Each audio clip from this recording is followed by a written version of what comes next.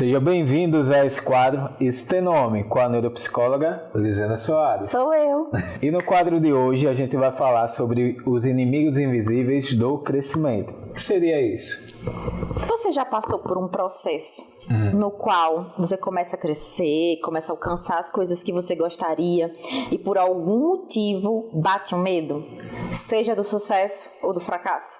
Sim, eu acho que todo mundo tem, ou de um ou de outro. Eles funcionam como medos invisíveis, porque às vezes não dá para entender muito bem se aquela sensação de, meu Deus, nunca cheguei nessa parte, será que vai dar certo? Ou então, eu já estou acostumada a dar errado, então vai dar errado. Sim, então esses medos eles funcionam como um regulador? Eles funcionam como sabotadores. Eles sabotam o nosso potencial de crescimento. Porque muitas pessoas, quando entram num estágio de medo, elas paralisam. E por que elas paralisam? Do ponto de vista fisiológico, existe uma explicação para isso, tá? Eu vou usar Eu adorava usar com os meus alunos essa analogia. Sim. Imagine que você está andando pela rua da frente, ali, depois do calçadão. Sim, imaginei. Tá andando, o sol no rosto, o vento passando e do nada aparece um leão. Do nada, Cristiano. Um leão, fugiu do circo, tá na sua frente.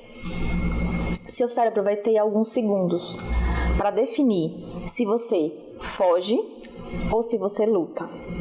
A questão é que, nesses segundos, o cérebro faz várias análises e se por alguma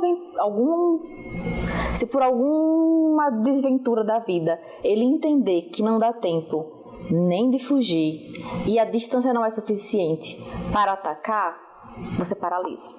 É, por exemplo, que aconteceu um experimento famoso, inclusive estudado em artigo científico, que pegou um gato e um rato. E eles perceberam que esse mecanismo funcionava exatamente assim. A depender da distância que o gato estivesse do rato, ele fugia porque o cérebro entendeu que o melhor era fugir, dava tempo de fugir. Se o gato estivesse em uma distância extremamente próxima do rato, ele atacava, porque era a única forma que o organismo tinha de se defender. Afinal de contas, ele iria atacar para causar um elemento distrator e depois fugir. Mas se a distância não fosse suficiente, nem para fugir, nem para atacar, a única resposta que o cérebro compreendia era paralisar.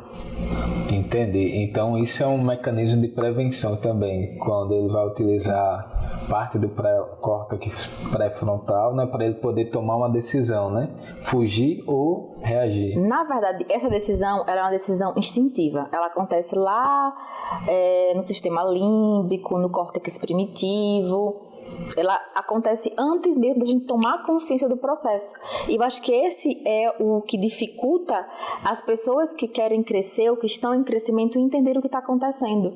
Porque essa paralisia, ela vem lá do córtex primitivo, entende? Nem sempre passa por uma análise racional. Se passasse, a pessoa conseguiria entender que estava na hora dela enfrentar e seguir. Entendi, mas é um instinto meio primitivo, né? Que já é do ser humano, já desde a época das cavernas, que veio transmitindo, passando dentro dos nossos genes até o presente momento, né? Exatamente. É um instinto primitivo. E é, inclusive, baseado em um mecanismo adaptativo. E tá aí a grande palavra da psicologia, adaptação. Porque a verdade é que todos os mecanismos psicológicos, eles partem de princípios adaptativos, ou seja, eles têm função. O medo tem uma função, a paralisia tem uma função, a luta tem uma função, a fuga tem uma função. O problema para a gente, né, seres humanos, acontece quando o nosso cérebro não avalia de maneira adequada aquela situação, seja baseado na história de vida, nas experiências anteriores que nós tivemos, dos traumas que nós passamos, né, enfim. Entendi. E como é que a pessoa ela identifica no momento, por exemplo, porque ela vai chegar um momento desse ápice, né? Sim. Ela vai ocorrer alguma situação e dentro dessa situação ela pode ou não identificar isso e antes mesmo de acontecer ela pode tentar evitar ou não há como e ela vai agir pelo instinto dela própria? Veja, eu vou partir de 2 princípios, certo? Vamos, 2 princípios. O medo é uma emoção. Certo. Perfeito? Perfeito. E a emoção, ela é fisiológica, correto? Correto. Se ela é fisiológica, eu não tenho como controlar a emoção. Por exemplo, você controla a dor de barriga? Não. Mas você pode controlar o que vem antes e o que vem depois. Entende? Entendo. Se eu consigo entender quais são os fatores, os gatilhos ambientais que eu tenho que me provocam medo e que me fazem paralisar, eu consigo lidar com esses fatores. Entende? Ou, se eu não conseguir controlar aquela situação e ela aconteceu e eu paralisei, eu posso ter uma resposta cognitiva posterior. Isso é treinado, inclusive a gente treina isso em psicoterapia com os pacientes, tá? Vamos imaginar que, por exemplo, hoje eu fui fazer uma palestra na UNIT, né? E, obviamente, qualquer pessoa que lida com palco sabe que a gente fica ansioso com palco. Sim, sempre dá um friozinho na barriga. É normal.